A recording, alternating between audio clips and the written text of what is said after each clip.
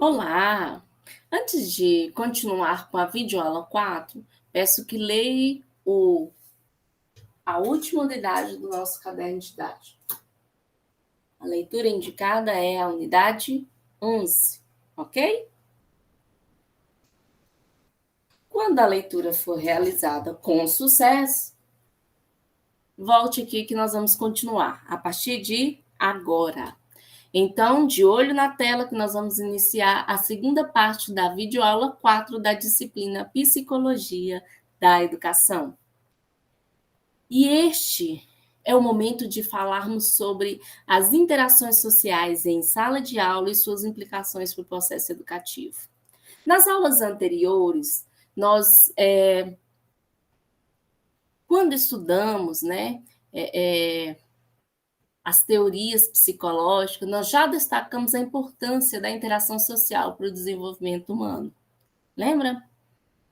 Você deve se lembrar também que quando estudamos a teoria de Vygotsky, reconhecemos que um dos entendimentos mais importantes que a sua teoria nos apresenta era sobre a questão da importância da interação, da mediação. Atenção, para relembrar o que é interação, eu peço que agora dê um pause no vídeo e leia o adendo 1, que está em destaque aqui do lado, ok? Continuando, Vygotsky observou que a interação social ele tem papel fundamental no desenvolvimento cognitivo. Ele constatou que a partir do convívio social é que se estabelecem os processos de aprendizagem e, consequentemente, as estruturas mentais que existem desde que nascemos, elas vão sendo aos poucos aprimoradas. Assim sendo, quando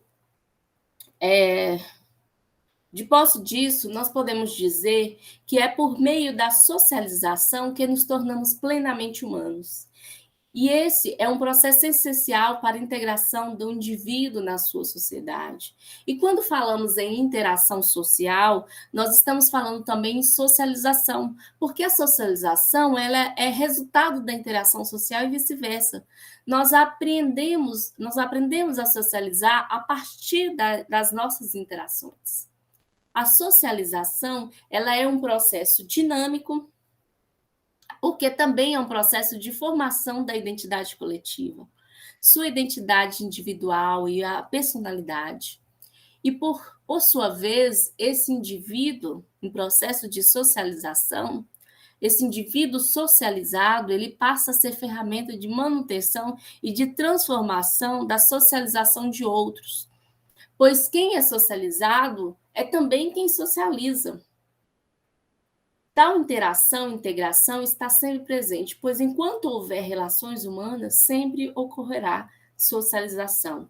Partindo dessa perspectiva, foi que Emily Durkheim disse que o indivíduo ele precisa e depende da sociedade, e esta só existe em razão dos indivíduos. Nessa relação surgem as regras e normas como meios de coerção social para manter o equilíbrio dessa relação. Estas, por sua vez, elas afetam o indivíduo que passam a ter liberdade condicionada, ora as atentando e ora transgredindo, podendo gerar conflitos por este não exercer satisfatoriamente o seu papel social. Dito isto,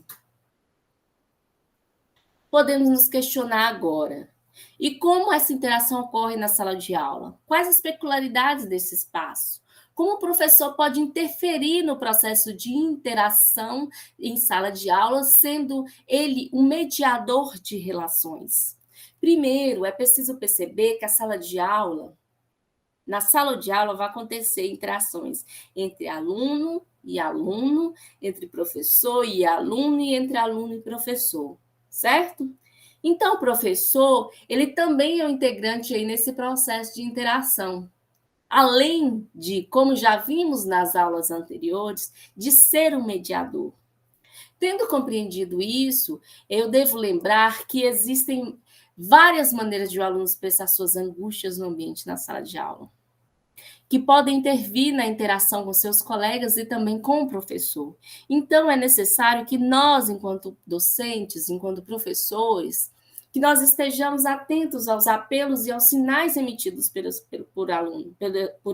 aluno. E precisamos ainda considerar que nem sempre esses apelos e sinais eles vão ser expressos verbalmente. Eles vão ser verbais, nem sempre vão ser.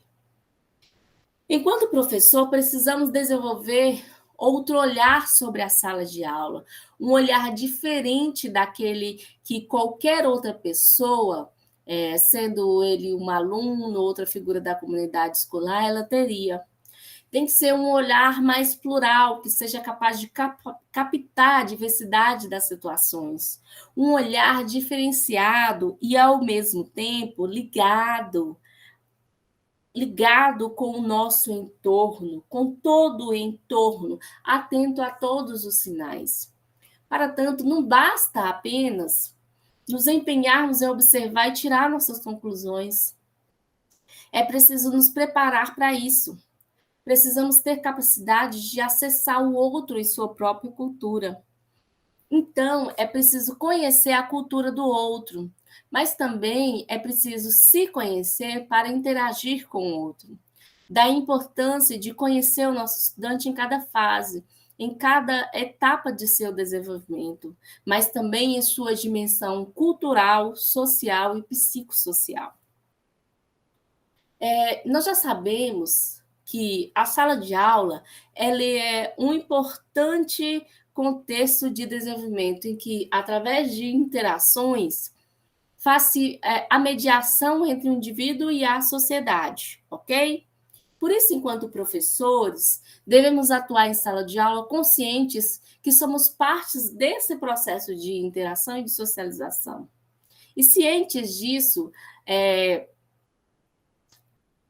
devemos ainda estar revestidos e conscientes, cientes de nosso papel como mediadores no processo educativo e como profissionais conhecedores das questões biológicas, psicológicas, filosóficas, sociais e sociológicas, que abarcam o processo de desenvolvimento humano.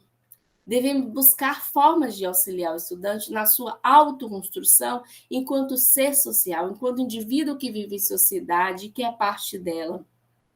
E enquanto um indivíduo que é também agente transformador da sua realidade. É interessante ainda que nós auxiliemos esse estudante a desenvolver a sua autonomia com vistas a contribuir para a sua formação social.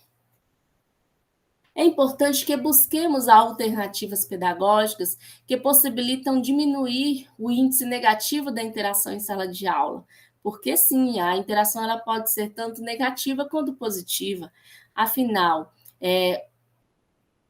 nós devemos compreender que nossa sala de aula também ela pode ser caracterizada como um encontro de gente com gente, um encontro de pessoas, e que acontece interações de todos os tipos e com impactos tanto negativos quanto positivos, para que tenhamos condições de buscar alternativas pedagógicas desse tipo, que potencialize as interações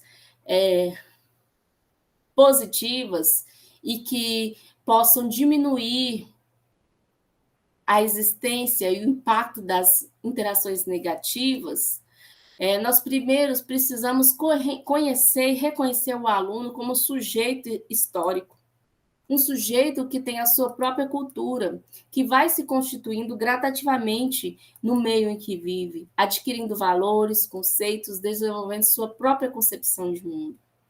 A realidade do aluno é levada para a sala de aula.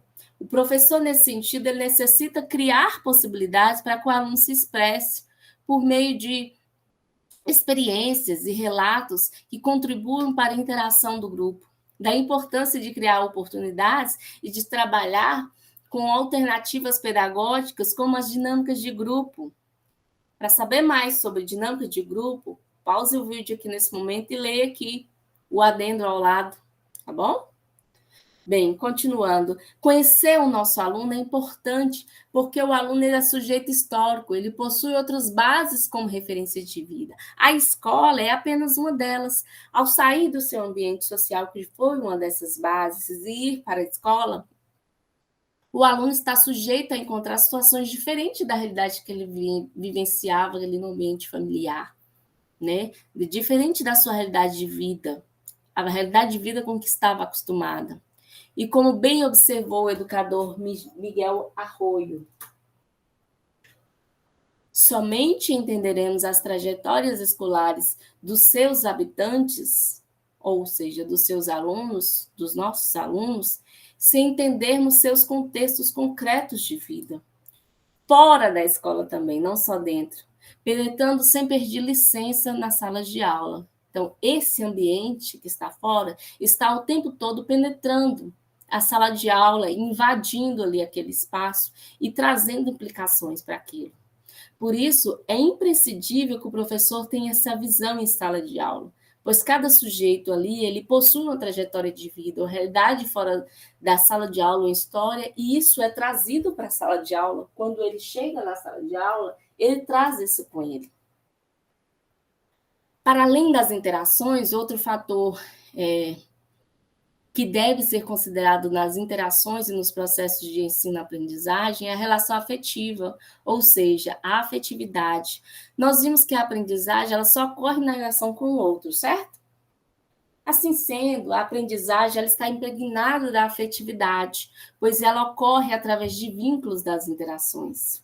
No que se refere à aprendizagem escolar, há uma base afetiva que permeia as relações entre alunos, professores, conteúdo escolar, livros, escrita, que nós não podemos desconsiderar.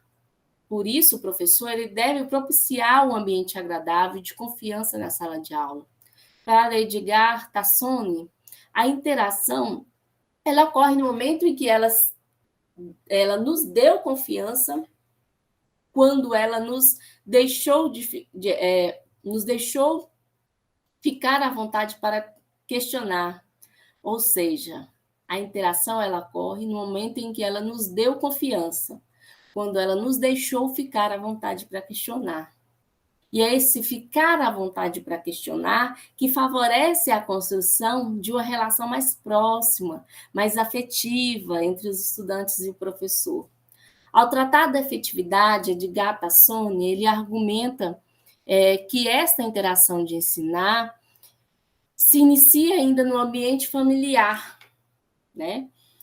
Pois é a partir da relação com o outro, com os vínculos afetivos, nos anos iniciais da criança, que vai tendo acesso ao mundo simbólico e assim conquistando avanços significativos no ambiente cognitivo. Assim, no vínculo afetivo, torna importante para ela a figura do professor, que surge com grande importância na relação ensino-aprendizagem na época escolar. Sabemos que o ambiente de trabalho do professor ele é cheio de interações. As interações do professor com os alunos não é um aspecto secundário do trabalho do professor. Ao contrário, elas podemos dizer que elas constituem como um núcleo central. Isso porque a prática docente também é modificada por meio do questionamento, principalmente para aquele que está à procura da sua identidade profissional, que está começando a construir o seu ser professor.